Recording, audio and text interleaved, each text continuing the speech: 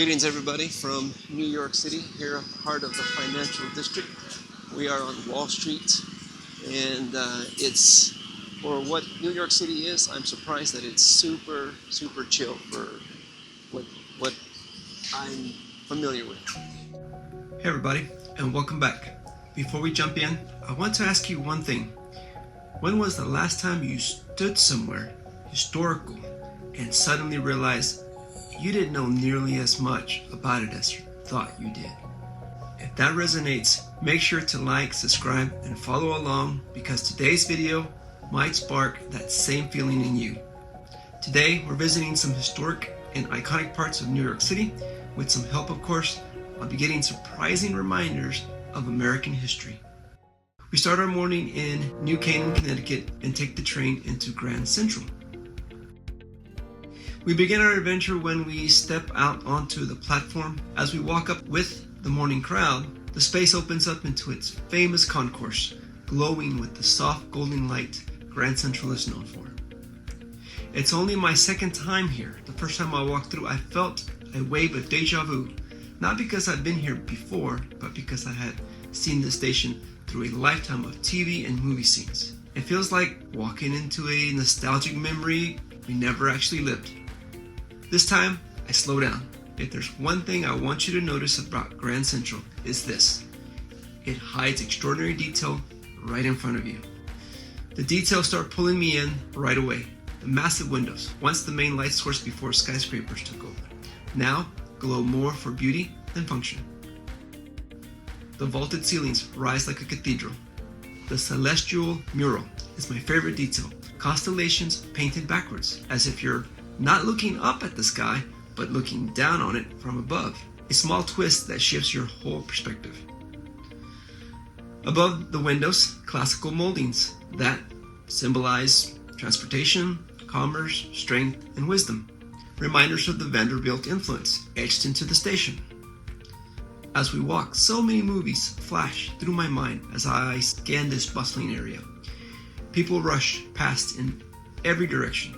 Moving towards our connecting train, I take in all the coffee and food stands. It reminds me of an airport terminal, the convenient gateway, perfect for the start of a busy day of a commuter.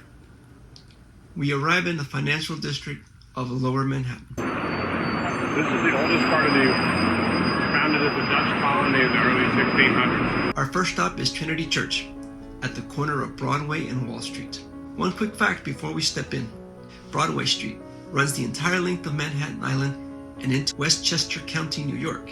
If you follow it long enough, on the mainland, it guides you towards a place whispered about since childhood. Sleepy Hollow, a name that feels like pure fiction, a ghost story we outgrew, except it's a real town, where old Revolutionary War tales and local folklore blend into the legend of the Headless Horseman. Trinity Church, history hidden between skyscrapers. Inside the churchyard, history feels strangely alive.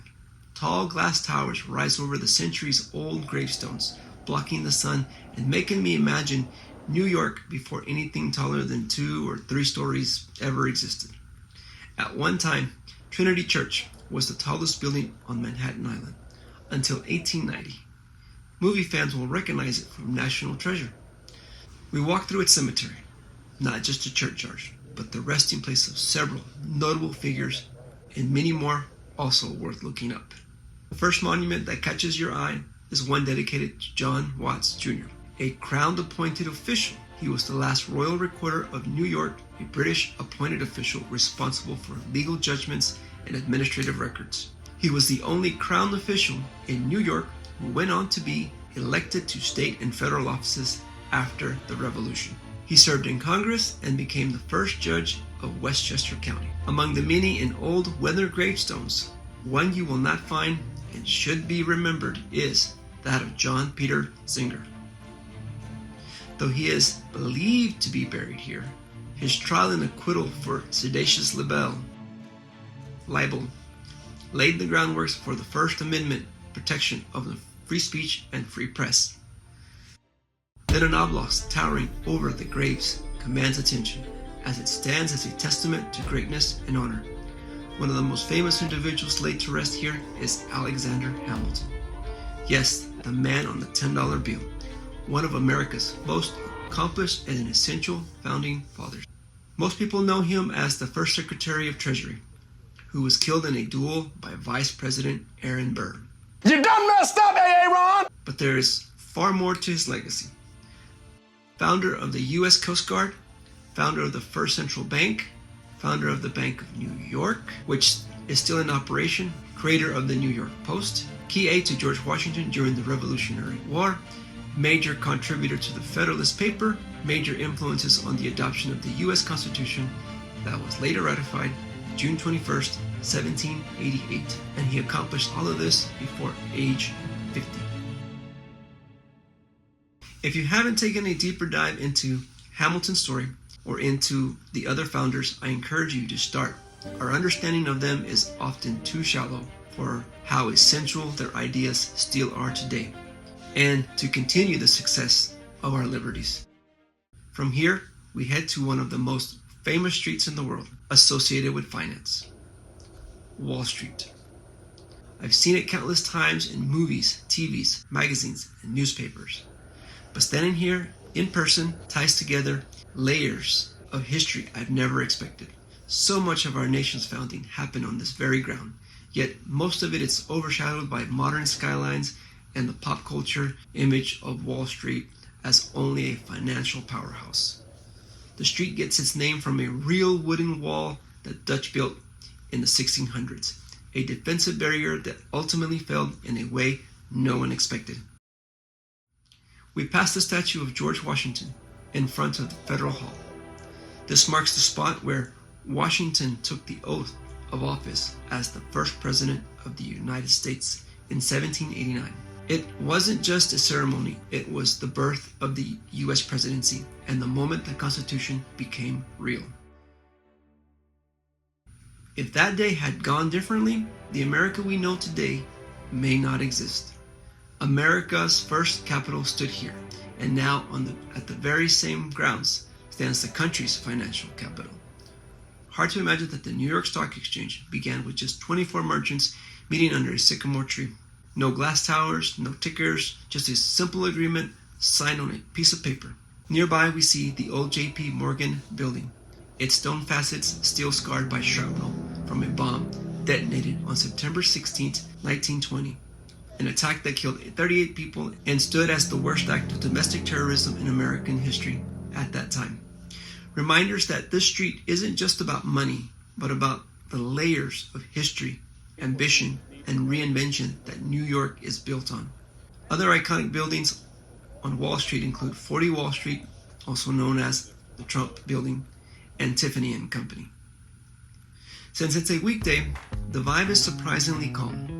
We are on Wall Street, and it's, for what New York City is, I'm surprised that it's super chill for I'm familiar with. I'm struck by how different the real New York is from the wild, chaotic version I've always imagined from TV and pop culture, but also by how many Revolutionary era sites still live quietly beneath the noise of modern life. As we make our way towards the Statue of Liberty, we pass Bowling Green Park and the famous Charging Bull statue. It's slightly crowded, tourists, locals, and what looks like a small protest going on. Fun fact, the Charging Bull was created by a private citizen, placed here illegally overnight, removed by the New York Police Department, and then brought back due to overwhelming public demand. Bowling Green Park has a deep history dating back to Dutch colonial times. It was used as a gathering place by native people and later by the Dutch. The name Bowling Green comes from a type of bowling game played on a manicured lawn. In 1664, the British warships appeared in the harbor with their cannons aimed at the heart of the Dutch colony. The Dutch had fortified a section of what is now Lower Manhattan with a wall, an earthen barrier lined with timber drawn across what is now Wall Street. It was a calculated defense, positioned to stop the British assault from the north. But strategy only works if you guess the enemy's move correctly. Instead, the Dutch wall and all of their planning was facing the wrong direction. New Amsterdam fell without a fight, and the British renamed it New York. A century later, in 1771, another line of defense rose here, the iron fence that still stands today, built to guard a gilded lead statue of King George III. Like the wall before it, it was a symbol meant to project strength. But history would soon prove how fragile symbols can be. When the Declaration of Independence was signed on the 4th of July, 1776, it turned rebellion into a formal fight for independence. The Declaration of Independence was read aloud on the steps of City Hall, what is now City Hall Park, on July 9th, 1776, on George Washington's orders to boost morale for his troops. Patriots then marched to Bowling Green and proceeded to pull down the statue as an act of defiance. Subsequently, it was melted into musket balls for the war effort. The crown ornaments on the fence posts were also hacked off as well, and the marks are still visible today.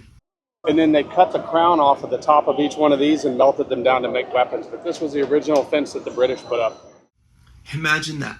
British soldiers later being shot at with ammo made from their own king. Bowling Green is the oldest public park in New York City and is designated as a national monument, possibly the smallest national park I've ever visited.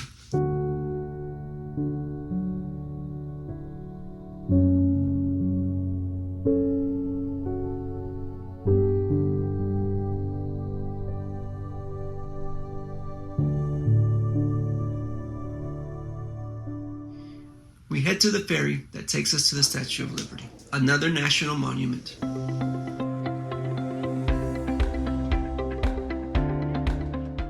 Watching the water and the skyline. It's interesting and beautiful.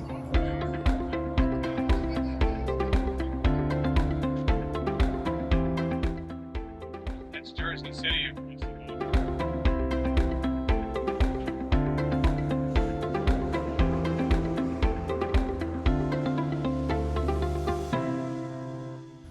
When we dock on Liberty Island, we approach the statue from behind.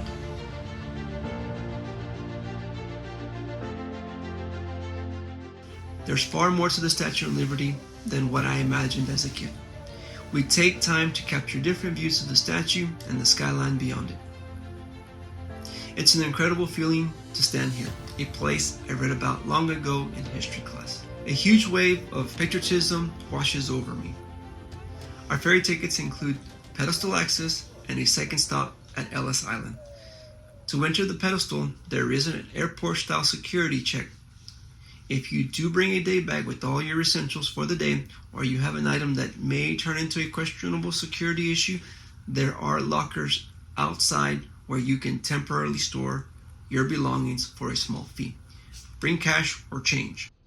Inside the pedestal, there's a small museum worth visiting. I don't film here. It would be tedious to cover everything. Besides just coming to view the enormity of the statue in person, learning about the statue's history in greater detail taught me a few things that surprised me. The unveiling itself was a massive and highly anticipated event. Inside the main museum, the story of the Statue of Liberty unfolds in a way I don't expect. I learned that the idea for the statue began shortly after the American Civil War, a time when the country was still struggling to define what freedom really meant. The creators, Eduardo de la Boulaye and Frédéric Auguste Bartholdi, imagined Lady Liberty not as a symbol of welcome, but as a celebration of the end of slavery in the United States of America. One detail I never noticed before, and most visitors never do, is the broken chains at her feet. They're tucked behind her robe, symbolizing the nation breaking away from slavery. The statue even stands on the top of the remains of Fort Wood, an old star-shaped fortification that was used to help protect New York before the Civil War. The statue almost wasn't built at all.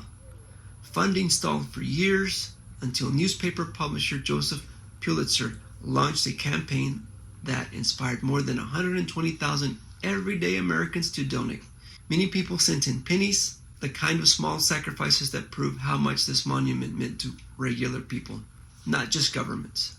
Seeing the original torch inside the museum was unexpected. It had to be replaced in 1986 because of water leaks. They were damaging the statue from the inside. Details like these, the Civil War connection, the hidden chains, the public fundraising, the torch, adds so much more depth than what I ever learned as a kid in school. I highly recommend coming and experiencing the museum for yourself. It changes the way you see the statue forever. Afterwards, we head to Ellis Island on the second boat. This is another place I'm only slightly familiar through history books only. 3 powerful points about Ellis Island. Nearly half of all Americans can trace their ancestry through Ellis Island. Immigrants underwent fast, intense medical and legal inspections. A single chalk mark would change everything. Ellis Island was a place of both hope and heartbreak. Most passed through quickly, but about 2% were turned away. After Ellis Island, we leave with a somber feeling and an enormous appetite. The only thing we've eaten all day is a bagel shortly after we arrived in New York City. We land back on Manhattan as we pass several memorials, more historical places. We head towards Stone Street, but Francis Tavern appears first. Built in 1719, it's the oldest surviving structure on Manhattan Island and has been operating as a tavern since 1762.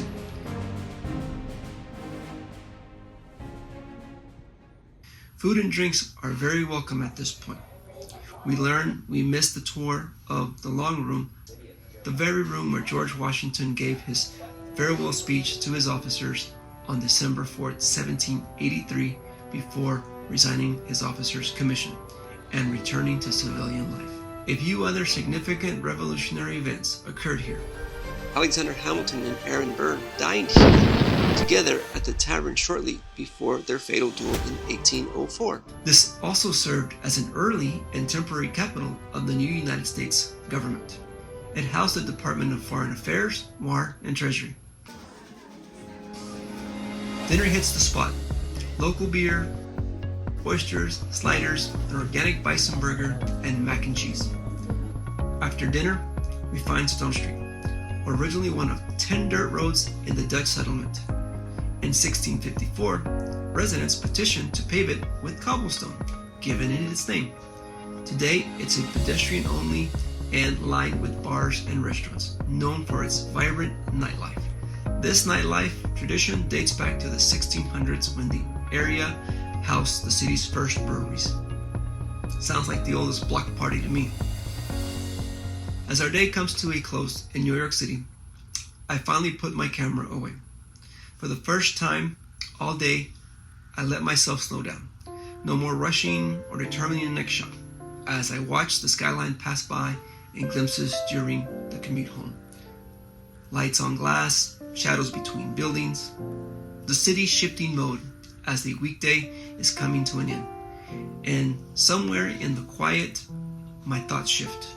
My thinking shifts from how will I piece the video together to the history beneath the footage.